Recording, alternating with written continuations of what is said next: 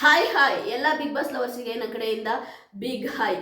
ಸ್ವಲ್ಪ ತುಂಬ ಜ್ವರ ಇದೆ, ವಾಯ್ಸ್ ಎಲ್ಲ ಒಂಥರ ಚೇಂಜ್ ಆಗಿದೆ. ತುಂಬ ಶೀತ ಮತ್ತು ಜ್ವರ, ವಾಯ್ಸ್ ಸ್ವಲ್ಪ ಬೇರೆ ಥರ ಆಗಿದೆ. ಸ್ವಲ್ಪ ಅಡ್ಜಸ್ಟ್ ಮಾಡ್ಕೊಳ್ಳಿ. ಕಿರಿಕಿರಿ ಅಂತ ಅನ್ನಿಸ್ಬೋದು, ಸ್ವಲ್ಪ ಅಡ್ಜಸ್ಟ್ ಮಾಡ್ಕೊಳ್ಳಿ ಸರಿನಾ. ತುಂಬ ಜ್ವರ ಇದೆ. ಬಿಗ್ ಬಾಸ್ ಕನ್ನಡ ಸೀಸನ್ 12ನ ವಾರದ ಕತೆ ಕಿಚ್ಚನ ಜೊತೆ ಸ್ಯಾಟರ್ಡೆ ಎಪಿಸೋಡಿನ ಫಸ್ಟ್ ಪ್ರೋಮೋ ರಿಲೀಸ್ ಆಗಿದೆ. ಈ ಪ್ರೋಮೋ ನೋಡಿದಾಗ ನನಗೆ ನಗಬೇಕು ಅಳಬೇಕು ಒಂದು ಗೊತ್ತಾಗ್ತಾ ಇಲ್ಲ. ಯಾಕೆಂತಂದರೆ ರಕ್ಷಿತಾ ಮಾಡಿದಂತಹ ಒಂದು ಚಿಕ್ಕ ಚಿಕ್ಕ ತಪ್ಪುಗಳು ಕೂಡ ಸ್ಯಾಟರ್ಡೆ ಎಪಿಸೋಡಲ್ಲಿ ಬಾಂಬ್ ಥರ ಬ್ಲಾಸ್ಟ್ ಆಗ್ತವೆ. ಆಯಿತಾ? ಅಂದರೆ ಅವಳು ಒಂಥರ TRP ಮೆಟೀರಿಯಲ್ಲು ರಕ್ಷಿತಾ. ಅವಳನ್ನ ಹೆಂಗೆ ಬೇಕಾದ್ರೂ ಯೂಸ್ ಮಾಡ್ಕೋಬೋದು.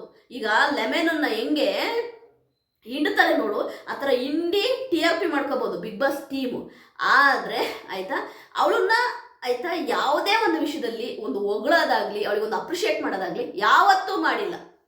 ಆಯಿತಾ? ಇಡೀ ಸೀಸನ್ನಲ್ಲಿ ಯಾವತ್ತೂ ಕೂಡ ರಕ್ಷಿತನ್ನ ಅಪ್ರಿಷಿಯೇಟ್ ಮಾಡಿಲ್ಲ. ಸರಿಯಾ?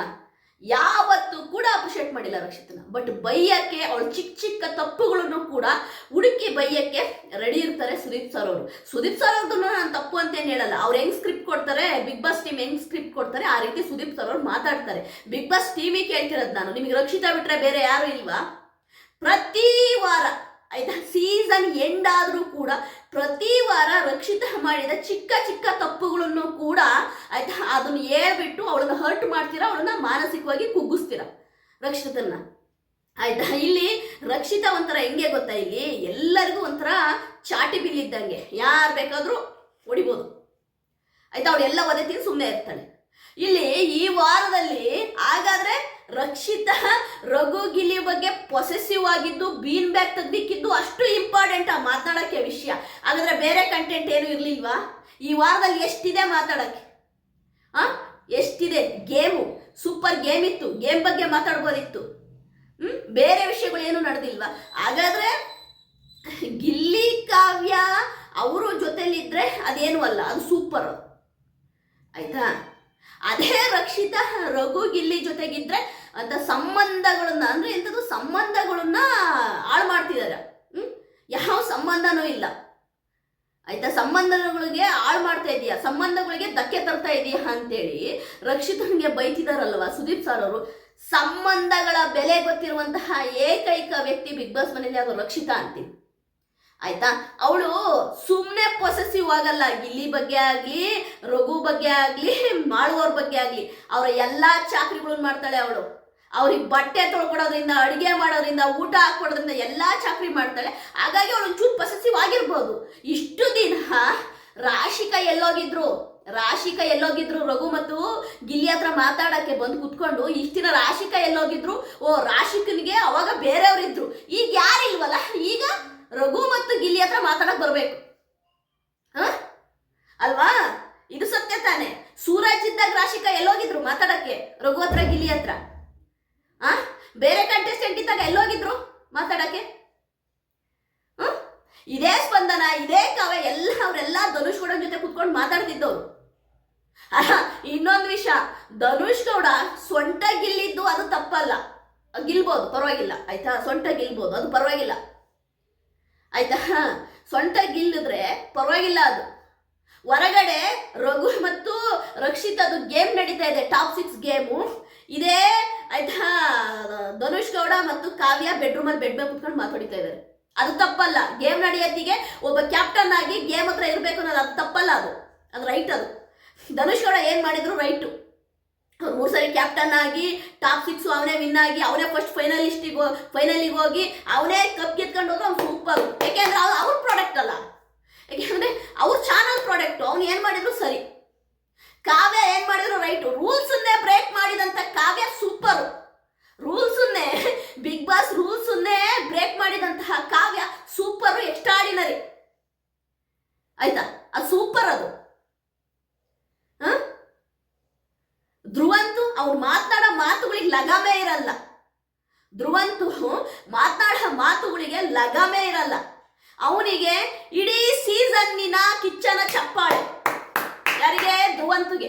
ಇಡೀ ಸೀಸನ್ನಿನ ಕಿಚ್ಚನ ಚಪ್ಪಾಳೆ ಧ್ರುವಂತುಗಂತೆ. ಆಕ್ಚುಲಾಗಿ ಇಡೀ ಸೀಸನ್ನಿನ ಚಪ್ಪಾಳೆನ ಖಂಡಿತವಾಗ್ಲೂ ಯಾರಿಗಾರ ಕೊಡಬೇಕಿತ್ತು ಅಂತಂದ್ರೆ ಅದು ಗಿಲ್ಲಿ ನಟನ್ಗೆ, ರಕ್ಷಿತನ್ಗೆ, ಅಶ್ವಿನಿ ಗೌಡ ಈ 3 ಜನ ಸಿಗ್ಬೇಕಿತ್ತು ನನ್ನನ್ನು ಕೇಳೋದಾದ್ರೆ, ಆಯ್ತಾ. ಯಾಕೆಂದ್ರೆ ಬಿಗ್ ಬಾಸ್ ಎಂಬ ಒಂದು ರಥವನ್ನು ಆಯ್ತಾ ಇಲ್ಲಿ ತನಕ ಕಂಟೆಂಟ್ ಕೊಡ್ತಾ ಎಳಿತಾ ಬಂದಿರುವಂತವ್ರು ಈ 3 ಕಂಟೆಸ್ಟೆಂಟ್ಗಳು.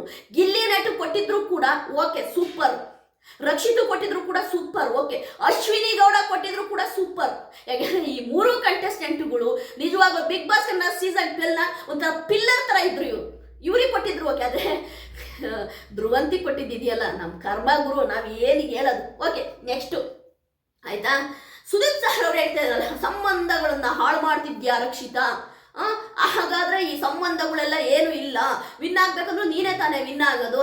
ಎಲ್ಲರೂ ಗುರು ಈಗ ನೀ ಯಾರನ್ನ ವಿನ್ ಮಾಡಕ್ ಬಂದಿದ್ಯಾ, ನಾನು ನನ್ನನ್ನ ವಿನ್ ಆಗಕ್ ಬಂದಿದ್ದೀನಿ ಅಂತಾನೆ ಹೇಳೋದು. ಯಾರು ಕೂಡ ಯಾರು ಬೆಟ್ಟಿಟ್ಟು ತೋರ್ಸಲ್ಲ.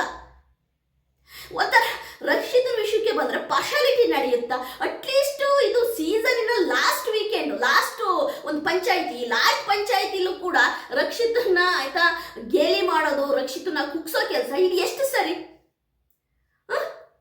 ಇಲ್ಲಿ ಸಂಬಂಧಗಳಿಗೂ ಟ್ರೋಫಿಗೂ ಸಂಬಂಧ ಇಲ್ಲ. ಯಾರೋ ಒಬ್ರು ಗೆಲ್ತಾರೆ, ನಮಗೆಲ್ಲ ಗೊತ್ತಿದೆ, ಬಿಗ್ ಬಾಸ್ ಪ್ಲಾನು ಎಲ್ಲ ಗೊತ್ತಿದೆ. ನೀವು ಸ್ನೇಹಿತರೆ, ನಿಮಗೆ ಇನ್ನೂ ಡೀಟೇಲ್ ಆಗಿ ಹೇಳ್ತಾ ಇದ್ದೀನಿ ಆಯ್ತಾ. ಧನುಷ್ ಗೌಡ ಟಾಪ್ 3 ಟಾಪ್ 2 ತನಕನೂ ಕರ್ಕೊಂಡ್ಬರುವಂಥ ಸಾಧ್ಯತೆಗಳು ತುಂಬ ಇದೆ. ನಾನು ಅದ್ರ ಬಗ್ಗೆ ಒಂದು ವಿಡಿಯೋ ಮಾಡ್ತೀನಿ. ನನಗೆ ಆ್ಯಕ್ಚುಲಿ ಏನು ಗೊತ್ತಾ, ಈ ಟೈಮಲ್ಲೇ ತುಂಬ ಕೋಲ್ಡ್ ಆಗಿದೆ, ಒಂಚೂರು ಹೊರಗಡೆ ಹೋಗಿದ್ರಿಂದ ತುಂಬ ಕೋಲ್ಡ್ ಆಗಿಬಿಟ್ಟಿದೆ ಆಯಿತಾ.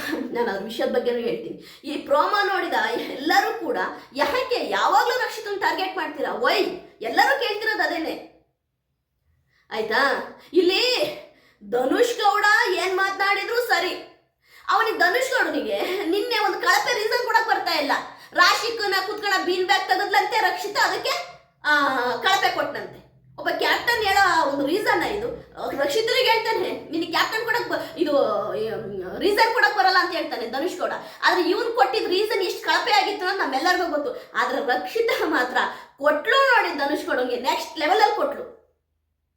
ನಿಮ್ಮ ಫೇವರಿಸಮ್ಮು ಇವೆಲ್ಲ ಏನು ಗೊತ್ತಾ, ಕೆಲವರಿಗೇನೋ ಇಷ್ಟ ಆಗ್ಬೋದೇನೋ. ನಾನು ಕಾವಿನ ಬಗ್ಗೆ 2ನೇ ವೀಕಲ್ಲೇ ಹೇಳಿದ್ದೆ, ಗಿಲ್ಲಿನ ಅವಳು ಯೂಸ್ ಮಾಡ್ಕೊಳ್ತಾಳೆ, ಆದರೆ ಅವಳು ಗಿಲ್ಲಿನ ನಿಜವಾಗ್ಲೂ ಲವ್ ಮಾಡಲ್ಲ, ಫ್ರೆಂಡ್ಶಿಪ್ಪು ಇಟ್ಕೊಳ್ಳಲ್ಲ, ಹೊರಗಡೆ ಹೋದ್ಲು ಕಟ್ ಮಾಡ್ತಾಳೆ, ಗಿಲ್ಲಿನ ತಿರುಗಿ ನೋಡಲ್ಲ ಅಂದಿದ್ದೆ ಆಯ್ತಾ. ನಾನು ಅದೇ ಇದ್ರ ಮೇಲೆ ನಿಂತಿದ್ದೀನಿ. ನೀವು ಬೇಕಾದ್ರೆ ಚೇಂಜ್ ಆಗಿದ್ದೀರಾ, ಇವಾಗ ನೋಡು ಗಿಲ್ಲಿನ ಕಾವ್ಯ ಗೇಮಿಗೋಸ್ಕರ ಯೂಸ್ ಮಾಡಿದ್ದು ಅಂತ ಈಗ ಹಾರಾಡ್ತಾ ಇದ್ದೀರಾ. ನಾನು ಇದು 2ನೇ ವೀಕಲ್ಲೇ ಹೇಳಿದ್ದೆ ಆಯ್ತಾ. ನಮಗೂ ಬಿಗ್ ಬಾಸ್ ಇಂದು ಒಂದು ಸ್ವಲ್ಪ ಏರಿಳಿತ ಗೊತ್ತಿದೆ, ಯಾವ ಕಂಟೆಸ್ಟೆಂಟ್ ಹೆಂಗೆ ಅನ್ನೋದು ಆಯ್ತಾ. ಇದೇ ಕಾವ್ಯ ಗಿಲ್ಲಿ ನಟನ್ನ ಗೇಮಿಗೋಸ್ಕರ ಯೂಸ್ ಮಾಡ್ಕೊಂಡು ಈಗ ಗಿಲ್ಲಿ ಹತ್ರ ಮುಖ ಕೊಟ್ಟು ಮಾತನಾಡಕ್ಕೂ ಅವಳಿಗೆ ಯೋಗ್ಯತೆ ಇಲ್ಲ, ರೆಡಿ ಇಲ್ಲ ಅವಳು ಮಾತಾಡಕ್ಕೆ. ಅದೆಲ್ಲ ಓಕೆ, ನಾನು ಹೇಳ್ತೀನಲ್ವಾ, ವಾರದ ಕತೆ ಕಿಚನ್ ಜೊತೆ ಸ್ಯಾಟರ್ಡೇ ಎಪಿಸೋಡಲ್ಲಿ ಅವ್ರಿಗೆಲ್ಲರಿಗೂ ಭಟ್ರಾಚುತ್ತಾರೆ, ಅವ್ರಿಗೇನು ಬೈಯಲ್ಲ. ಅದು ಕಾವ್ಯಗಾಗಲಿ ಆಯ್ತಾ, ಯಾರಿಗೂ ಬೈಯಲ್ಲ. ಇಲ್ಲಿ ಬೈಗುಳ ಅಂತ ಬಂದರೆ ರಕ್ಷಿತನಿಗೆ ಜಾಸ್ತಿ. ಅದೇ ರಕ್ಷಿತನಿಗೆ ಹೇಳಿದ ರೀತಿ ಅಶ್ವಿನಿ ಗೌಡಗೆ ಹೇಳಲ್ಲ. ಯಾಕೆ ಹೇಳಿ, ಅಶ್ವಿನಿ ಗೌಡ ತಿರುಗಿಸಿ ಹೇಳ್ತಾರೆ. ಯಾಕೆಂದ್ರೆ ಅಶ್ವಿನಿ ಗೌಡಗೆ ಲ್ಯಾಂಗ್ವೇಜ್ ಗೊತ್ತಿದೆ, ಕನ್ನಡ ಸೂಪರ್ ಆಗಿ ಗೊತ್ತಿದೆ. ಅಶ್ವಿನಿ ಗೌಡ ತಿರುಗಿಸಿ ಹೇಳ್ತಾರೆ, ಹಂಗಲ್ಲ ಅಣ್ಣ ಅದು ಹಿಂಗೆ, ಹಿಂಗಲ್ಲ ಅಣ್ಣ ಹಂಗೆ ಅಂತ ಹೇಳ್ತಾರೆ ಅವರು. ಧ್ರುವಂತ ಕೇಳಲ್ಲ, ಯಾಕೆಂದ್ರೆ ಅವನು ಹೇಳ್ತಾರೆ, ಮಾತಾಡ್ತಾನೆ, ಕಾವ್ಯನು ಮಾತಾಡ್ತಾರೆ. ಬಟ್ ರಕ್ಷಿತನಿಗೆ ಕನ್ನಡ ಕರೆಕ್ಟಾಗಿ ಬರಲ್ಲ. ಅವಳು ಮಾತಾಡತ್ತಿಗೆನೆ ಆಯ್ತಾ ಪದಗಳು ಸಿಗ್ದೇನೆ ಹುಡುಕ್ತಾ ಇರ್ತಾಳೆ, ಅಲ್ಲೇ ಸ್ಟ್ರಕ್ ಆಗ್ತಾಳೆ, ಯಾವ ಪದ ಹೇಳಿ ಅಂತ. ಅವಳಿಗೆ ಅಲ್ಲೇ ಸ್ಟ್ರಕ್ ಆಗಿರ್ತಾಳೆ, ಅವಳಿಗೆ ಗೊತ್ತೇ ಆಗಲ್ಲ ಏನು ಹೇಳಬೇಕು ಅನ್ನೋದು. ಹಾಗಾಗಿ ರಕ್ಷಿತನ ಪ್ರತಿ ವೀಕು ಕೂಡ ಟಾರ್ಗೆಟ್ ಮಾಡ್ತೀರ. ಎಲ್ಲಾದರೂ ರಕ್ಷಿತನ ಟಾಪ್ 5ಗೋ ಟಾಪ್ 4ಗೋ ನೀವು ಎಲಿಮಿನೇಟ್ ಮಾಡಿದ್ರಂತೆ, ನಿಮ್ಮಷ್ಟು ಆಯ್ತಾ ಫೇಕ್ ಬಿಗ್ ಬಾಸ್ ನಡೆಸೋರು ಯಾರೂ ಇಲ್ಲ. ಫೇಕ್ ಅಂತಾನೆ ಅನ್ಕೋಬೇಕು. ಇದು ಓಟಿನ ಮುಖಾಂತರ ಅಲ್ಲ ಗುರು, ಇದು ಅವ್ರವ್ರ ಫೇವರಿಸಮ್ಗೆ ಅವ್ರನ್ನ ವಿನ್ ಮಾಡ್ತಾರೆ, ಟಾಪ್ 3 ಕಳಿಸ್ತಾರೆ, ಟಾಪ್ 2 ಕಳಿಸ್ತಾರೆ ಅಂತ ಅನ್ಕೋಬೇಕು. ಯಾಕೆಂದ್ರೆ ನನಗೆ ಬಿಗ್ ಬಾಸ್ 11 ಗೊತ್ತಾಗಿದೆ, ಟಾಪ್ 3 ಬಂದಂತಹ ರಜತ್ಗೆ ಓಟ್ ಜಾಸ್ತಿ ಬಿದ್ದಿದೆ, ಮೋಕ್ಷಿತನ ಓಟ್ ಕಮ್ಮಿ ಬಿದ್ದಿದೆ ಅಂತ ಹೇಳಿದ್ ನೋಡಿ ನನಗೆ ಹಾರ್ಟ್ ಅಟ್ಯಾಕೆ ಬಂದ್ಬಿಡ್ತು. ಏನ್ ಗುರು ಇದು ಕರ್ಮ ಅಂತೇಳಿ ಖಂಡಿತವಾಗೂ ಹೇಳ್ತಾ ಇದ್ದೀನಿ ಸ್ನೇಹಿತರೆ. ರಕ್ಷಿತನ್ಗೆ ವೋಟ್ ಮಾಡಿ, ಯಾರು ಕೂಡ ವೋಟ್ ನಿಲ್ಲಿಸಬೇಡಿ.